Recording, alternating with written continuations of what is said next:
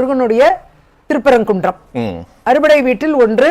அங்க தீபம் ஏற்றுவது 100 ஆண்டு கால 1000 ஆண்டு கால 1,00,000 ஆண்டு கால நிகழ்வு. அது சங்கத்தமிழிலே எழுதப்பட்ட விஷயங்கள். 100 வருஷமா அங்க அப்படி யாரும் ஏற்றப்பட்டிருக்கா? இந்த தூண்ல என்னைக்காவது தீபம் ஏற்றப்பட்டிருக்கா? இப்ப இவர் தீபம் ஏற்றலாம்னு சொல்லக்கூடிய தூண்ல என்னைக்காவது தீபம் ஏற்றப்பட்டிருக்கா? ஒரு முன்னுதாரணம் இருக்கா? ஒரு சான்று காட்டப்பட்டிருக்குதா? எந்த அடிப்படையில நீதிமன்றமே இந்த முடிவுக்கு வருதுங்கிற கேள்வி இருக்குல்ல. 2ஆம் நூற்றாண்டிலேயே இந்த தீபம் ஏற்றுவது குறித்து எழுதப்பட்ட விஷயம்.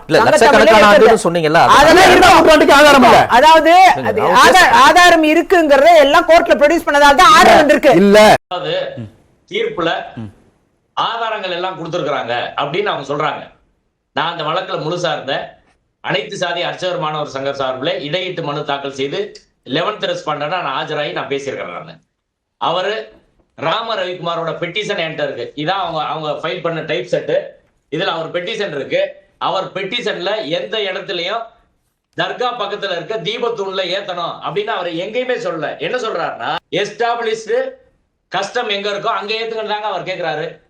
கேட்காத ஒண்ண நீதிபதி கொடுக்குறாரு. ஒண்ணு. 2வது விஷயம், ஆதாரம் ஒரு வழக்கை தொடுத்தவர் யாரோ அவர் தான் நீதிமன்றத்தில் நிரூபிக்கணும். ராம ரவிக்குமார் ஒரு இடத்துல கூட இந்த கார்த்திகை தீபம் 6ஆம் நூற்றாண்டுல ஏற்றப்பட்டது, வெள்ளையர் காலத்துக்கு முன்னாடி ஏற்றப்பட்டது, இவ்வளவு காலம் இருந்துச்சு, இந்த தீபத்தூண் இது, இதற்கான ஆதாரம் இருக்கு, இதுக்கு கல்வெட்டு இருக்கு, இல்ல புத்தகம் இருக்கு, ஆய்வறிக்கை இருக்கு, தல வரலாறு இருக்கு, ஒண்ணுமே கொடுக்கலங்க. ஒரு சின்ன துண்டு பேப்பர் கூட அது தீபத்தூண் என்பதற்கான எந்த ஆதாரத்தையும் அவர் நீதிமன்றத்தில் சமர்ப்பிக்கவில்லை. கலவர சூழ்நிலை உண்டு பண்றதே தமிழ்நாடு அரசு தானே. இதை நேத்திக்கு ஆர்டர் கொடுத்த உடனே ஒரு 10 பேர் குழுதான் அது. அவங்க போய் அழகா ஏத்திட்டு வந்திருப்பாங்க. இவ்வளவு கலவரத்தை உண்டு பண்ண வேண்டிய அவசியமே இல்ல. அததான் இன்னைக்கு கோர்ட்டும் திரும்ப சொல்றாங்க. அதை எப்படி அனுமதிக்க முடியும்? 10 பேர் போங்கன்னு சொல்லி நீதிமன்றம் சொல்லுது. 10 பேர் வந்தாங்களா? 500 பேர் வந்தாங்களா? எத்தனை பேர் வந்தாங்க? இப்ப இந்த பிரச்சனைக்கு அப்ப காரணம் யாரு? அந்த தீபத்தூண்ல தீபம் ஏற்றுவது யாருக்கு என்ன கஷ்டம்? ஏன் இந்த தமிழ்நாடு அரசு ஏன் இப்படி கடந்து போராடுது? இதை தடுக்கிறதுக்கு ஏன் இவ்வளவு செய்யறாங்க? இதுக்கு முன்னால இதே இந்து முன்னணி கும்பலுக்கு நீதிமன்றம் போராட்டத்துக்கு அனுமதி கொடுத்துச்சு. என்ன சொல்லி நீதிமன்றம் அனுமதி கொடுத்துச்சு?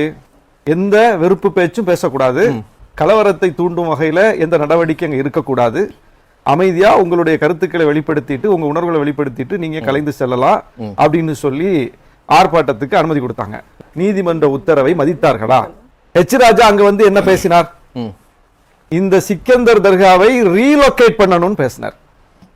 சிக்கந்தர் தர்கா அங்கிருந்து அப்புறப்படுத்தப்படணும்னு பேசுவது வன்முறையை தூண்டும் பேச்சா அல்லது சமூக நல்லிணக்கத்தை உருவாக்குற பேச்சா? அங்க எவ்வளவு பெரிய கலவரத்தை அன்னைக்கு ஏற்படுத்தினாங்க. அப்போ நீதிமன்ற உத்தரவை மீறி, நீதிமன்றத்தினுடைய வழிகாட்டுதலை மீறி அங்க ஒரு கலவரத்துக்கான தூபத்தை போட்டுட்டு போயிருக்காங்க. இது முன்னுதாரணமா இருக்கும் போது அப்ப அரசாங்கத்து அங்க ஒரு சட்ட ஒழுங்கு நடவடிக்கை அங்க நிலைநாட்ட வேண்டிய ஒரு நெருக்கடிக்கு தள்ளப்படுதுல. நீதிமன்றம் உத்தரவு கொடுத்தாங்க, அதை நீங்க மறுக்கிறீங்க. என்ன காரணம்?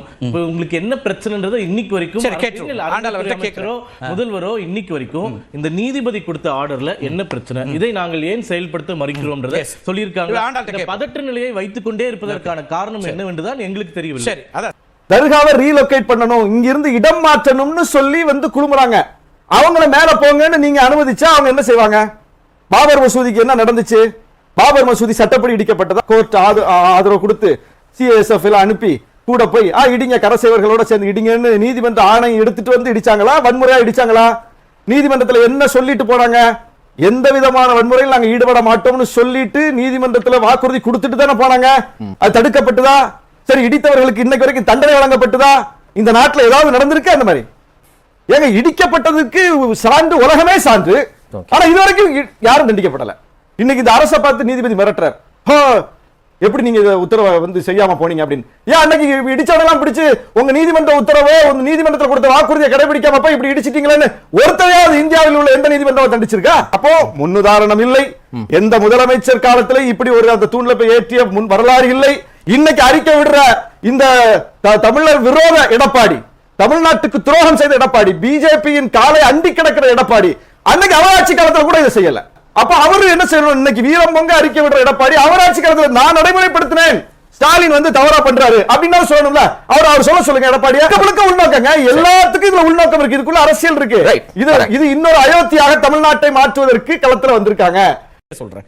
நீங்க திருக்கார்த்திகை எப்ப என்ன காலகட்டத்தில் தீபம் ஏற்றணும்? கார்த்திகை நட்சத்திரத்தை ஏத்தணும். இன்னைக்கு ஏத்துறது ஆகமப்படி சரியா? நீங்க எல்லாத்துக்கும் ஆகமம் பேசுறீங்கல்ல, இன்னைக்கு ஆகமப்படி சரியா? இதே மரபுகள் சொல்லுங்களேன். இந்த மாதம் முழுக்க ஏற்றலாம் என்று இருக்கிறது. என்ன சார், நமக்கு ஏத்த மாதிரி வளர்ச்சிக்கலாம் ஆகமத்தை, நமக்கு ஏத்த மாதிரி மரபை மாத்திக்கலாம். இல்ல, மாத்தவே கிடையாது. அது இவர் நான் என்ன கேக்குறேன், இன்னைக்கு போய் வரும் சொல்லுங்க. சர்வாலய தீபம்னு வரும். இன்னைக்கு ஏத்தலாம். இன்னைக்கு எல்லா கோயிலும் ஏத்துறாங்க. இன்னைக்கு அண்ணாமலையார் கோயில் எல்லா கோயிலும் ஏத்துவோம், எல்லா வீடுகளையும் 3 நாள் விளக்கு ஏத்துவோம். அது வேற. நான் கேக்குறது கிருத்திகை தீபம் 30 நாள் கழிச்சு போங்க. ஆனா அவர்களுக்கு கும்பிட வேண்டிய விளக்கு ஏத்துறதே 30 நாள் ஏத்தலாம் நீங்க தானே சொன்னீங்க. இல்ல நான் அப்படி சொல்லல. இல்ல, அதுக்கான வாய்ப்பு இருக்கு ஆகமத்துல. நான் அதை சொல்லவே இல்ல. நீங்க ரெக்கார்டிங் பாத்துக்கலாம். நான் சொன்னது ரெப்ரசன்ட் கொடுக்கிறது 30 நாளுக்கு முன்னாடி. அதே திரு சூர்யா சொன்ன ஒரு கருத்தை நான் முழுக்க ஏத்துக்கிறேன். இங்க வந்து நம்ம வந்து உண்மையை பேசணும், நம்ம வாதத்துல வந்து விவாதமா இருக்கணும், உண்மையை பேசணும்னு சொன்னாரு. அதை நான் ஏத்துக்கிறேன். 2 விஷயங்கள் நான் ஞாபகப்படுத்த விரும்புறேன். ஒண்ணு வந்து இவங்க 2 பேருமே சொன்னாங்க 30 நாள் வரைக்கும் விளக்கு ஏத்தலாம். 2 பேருமே சொன்னாங்க. நீங்க ரெக்கார்ட் பண்ணது பாத்தீங்கன்னா தெரியும். இப்ப மெய்யப்பன் சொல்றாரு நான் அப்படி சொல்லவே இல்லைங்கிறாரு. நான் திரு சூர்யா அவருடைய கருத்தை வழிமொழிகிறேன். சொன்னதை வந்து ஏத்துக்கணும். இன்னொன்னு, சொல்லாததை சொன்னதா சொல்லக்கூடாது. குண்டருங்கிற வார்த்தையை பாலச்சந்திரன் பயன்படுத்தினாரு. பச்சை பொய் எல்லாம் சொல்லக்கூடாது.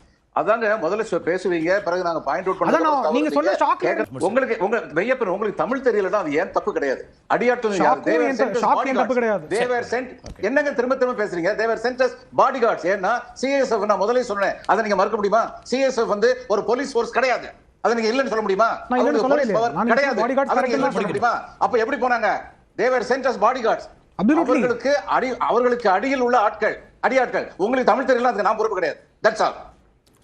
பதிப்பகம் வெளியீடு முடிச்சிடுறேன். அதுல வந்து கோயிலுக்கு வரும் வழியில் தீபத்தூண் ஒன்று உள்ளது. இந்த தூண் நாயக்கர் காலத்தது. நாயக்கர் காலத்து கல்வெட்டும் தூணிலேயே எழுதப்பட்டுள்ளது. கல்வெட்டுக்கு மேல் அனுமன் ஒரு கையை ஓங்கிக் கொண்டு முகத்தை இடது பக்கம் திருப்பிக் கொண்டிருப்பதாக சிற்பமும் உள்ளது. அதனால நீங்க சொல்ற பேர் என்ன சொல்லுங்க? உச்சி பிள்ளையார் கோயில். இதான் உச்சி பிள்ளையார் கோயில். ஜிஆர்எஸ் கொடுத்தது நானே. அவர் என்ன சொல்றாருன்னா, கவர்மெண்ட் இந்த காப்பியை நான் பிரசன்ட் பண்ணேங்கறாரு.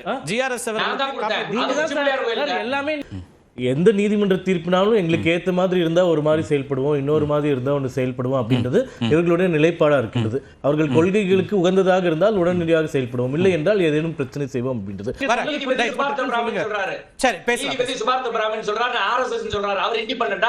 பட்டர் அவர்களை சுதந்திரமாக இந்த அரசு செயல்படும் நம்புற அளவுக்கு நாங்கெல்லாம் கோமாளிகளா பார்த்துட்டு இருக்கோம். என்ன சார் இது?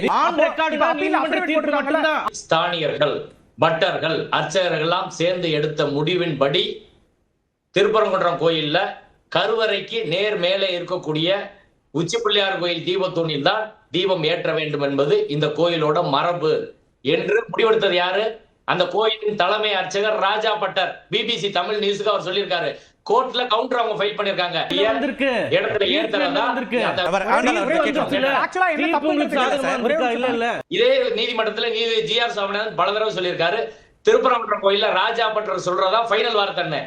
இப்ப அரசியலுக்காக ராஜா பட்டர் சொல்வதை மீறி ராம ரவிக்குமார் சொல்வதை நீதிமன்றம் ஏற்குமா? யாருங்க எக்ஸ்பர்ட்? ராம ரவிக்குமாருக்கு ஆகமம் தெரியுமா? வேதம் தெரியுமா? கோயில் மரபு தெரியுமா?